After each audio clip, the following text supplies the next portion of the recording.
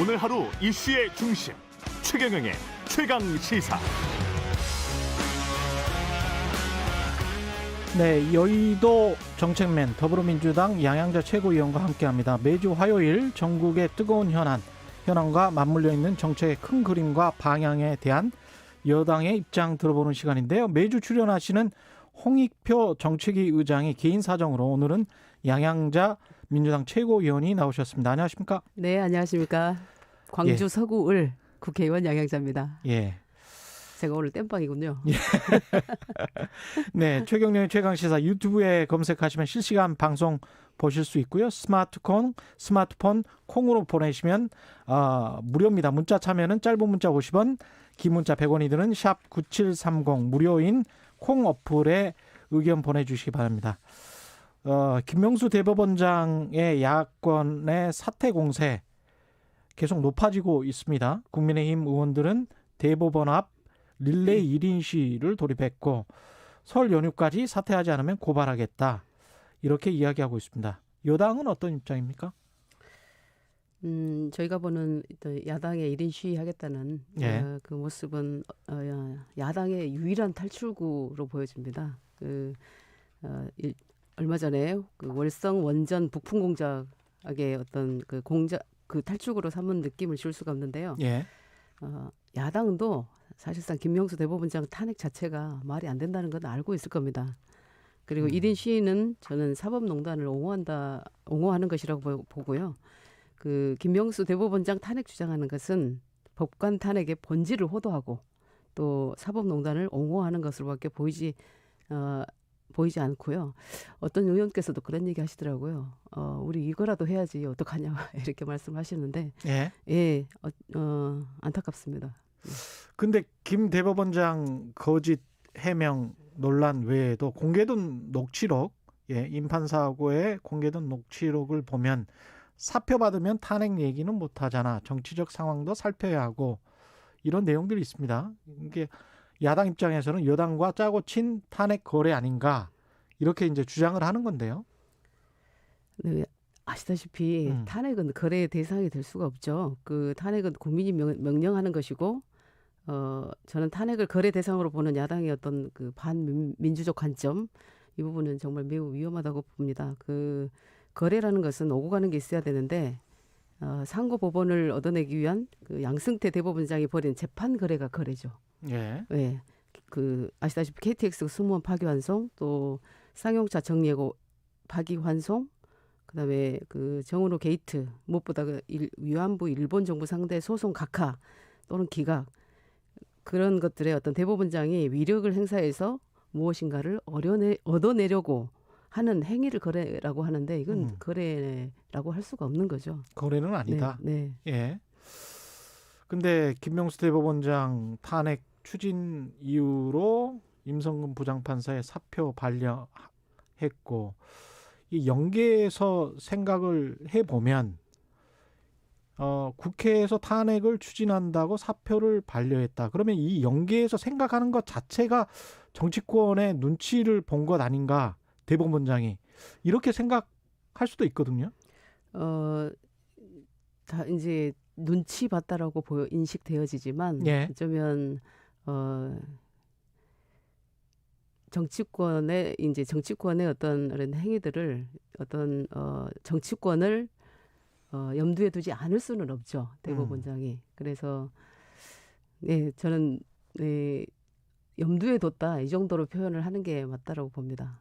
염두에 뒀다. 네. 염두에 뒀다와 눈치를 봤다의 차이가 뭘까요? 네. 예, 박범계 신임 법무부 장관 검찰 간부 인사는 또 이제 이런 비판을 하는데요. 의견만 들었다. 예, 어떻게 보십니까? 근데 윤 총장 의견을 만약에 100% 전부 수용해야 한다면 협의 자체가 불필요했겠죠. 근데 그 박범계 장관이 총장 패싱은 아니라고 밝혔습니다. 그 이유가 그 추미애 전 장관 측근으로 불리던 심재철 법무부 검찰국장은 교체했고 또 심국장과 자리를 맞바꿔 요직인 검찰국장으로 온 이정수 남부지검장은 윤 총장이 과거 대검에서 비서실장 격으로 데리고 있던 참모였습니다. 그리고 공석이던 대검 간부 자리에는 그 총장이 원하는 조종태 춘천지검장을 임명했고 예. 또 원전 수사를 진행하는 이두봉 대전지검장도 유임을 했거든요. 예. 이런 상황들을 보면 총장 패싱은 아닌 것으로 보여지고요. 말씀드렸던 것처럼 만약에 100% 전부 수용해야 된다면 그러면 총장이 인사를 해야 되는 거죠. 예, 그래서 이제 인사는 총장과 논의를 거친 것이고 이제 아쉬움이 있겠지만 어제 그 박범계 장관이 얘기한 대로 최대한 애를 썼다. 그런 만큼 서로 이해해야 되는 거 아니냐 저는 그렇게 봅니다. 양양자 최고위원은 원래 기재위 지금 소속이시죠? 네. 예, 네. 그래서 이 4차 재난지원금은 거의 전공이실 것 같은데요. 예. 네. 지금 논의가 어떻게 되고 있는지 참 궁금한데 특히 자영업 하시는 분들은 굉장히 궁금할 것 같아요. 이 사안이. 네. 예. 홍남기 부총리는 계속 피해가 심한 분들 중심으로 이 워딩을 쓴단 말이죠. 그러면 명백하게 선별적인 맞춤형 지원만 하겠다. 이런 말씀이신 것 같은데. 그 올해가 딱 시작되고 나서 1월 4일 날 저희 첫 그 최고위 발언에서 제가 제2차 전국민 재난위로금이 필요하다라는 메시지를 제가 냈습니다. 예.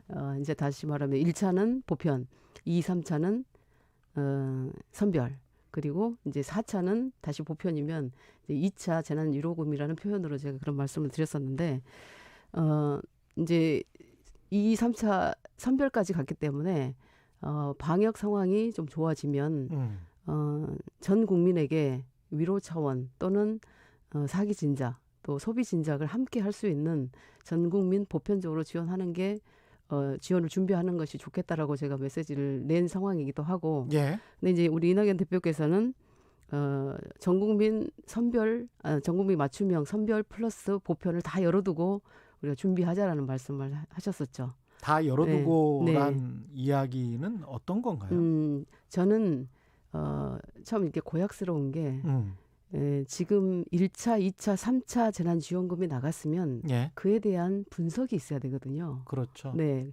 정량적 자료를 근거로 한 분석된 어떤 결과가 있어야 경제적 효과? 그렇지요. 효과 그리고 어느 정도의 어떤 성과가 있었는지 또는 소비 진작이 되었는지 예. 그리고 국민들께서는 어느 정도로 만족감을 가지고 계시는지 이런 정량적 데이터를 근거로 해서 그 다음 넥스트 스테이지가 정해져야 되는데 늘 정치권에서는 먼저 가서 선별로 할 거냐 보편으로 할 거냐 그러면 얼마로 할 거냐 이런 것부터 묻더라고요. 그래서 굉장히 저는 그런 부분이 고약스럽기는 하지만 예.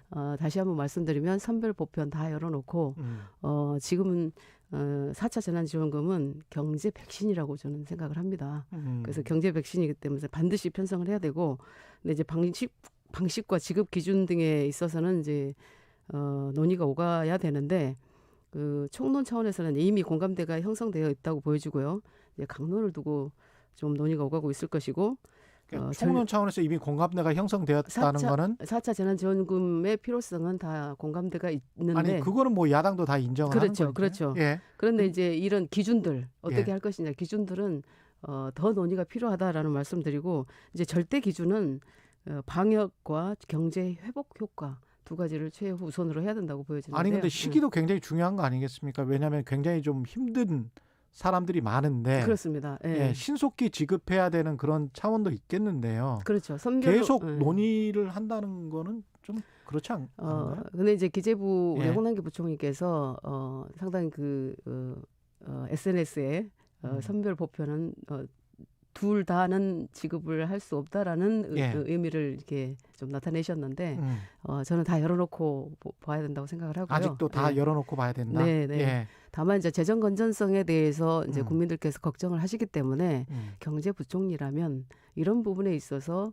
어느 정도인지 국민들께서 좀 덜 불안하게 어떤 분석 자료라든지 이런 부분들로 설명을 해야 된다고 생각을 합니다. 우리 국회의원으로서 어떻게 보십니까? 우리 재정 형편이 그거 만약에 보편 지원을 한다면 보편 지원을 할 만합니까?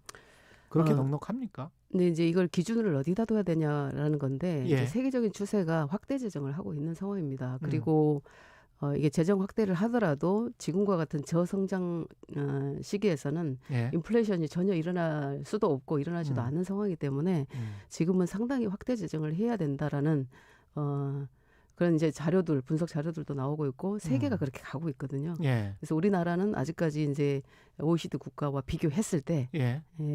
그다지 재정 건전성이 나쁘지 않기 때문에 지금 적기에 늦지 않게 충분하게 이렇게 지원을 해야 된다라고 보고 있습니다.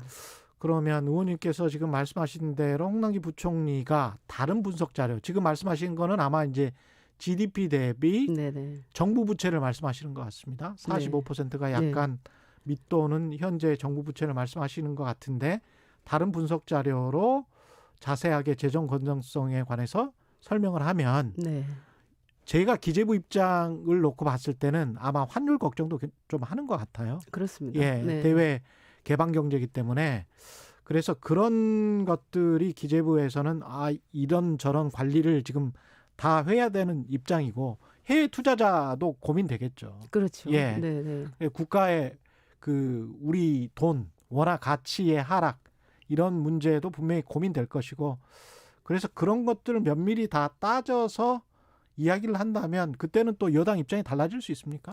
그런 정상적 데이터가 나온다 그러면 예. 그때는 결정이 달라질 수도 있겠죠. 그래서 기재부에서는 지금 한다 안 한다보다는 충분한 어떤 시뮬레이션 데이터, 근거 자료들을 내놔야 된다고 봅니다. 네.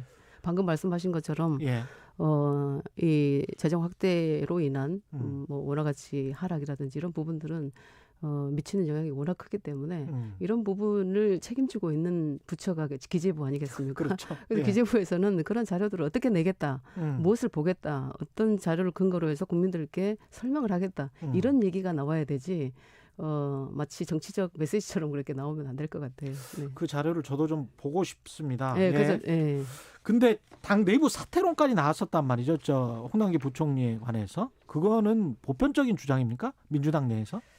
홍남기 부총리가 사퇴해야 되는 것 아닌가?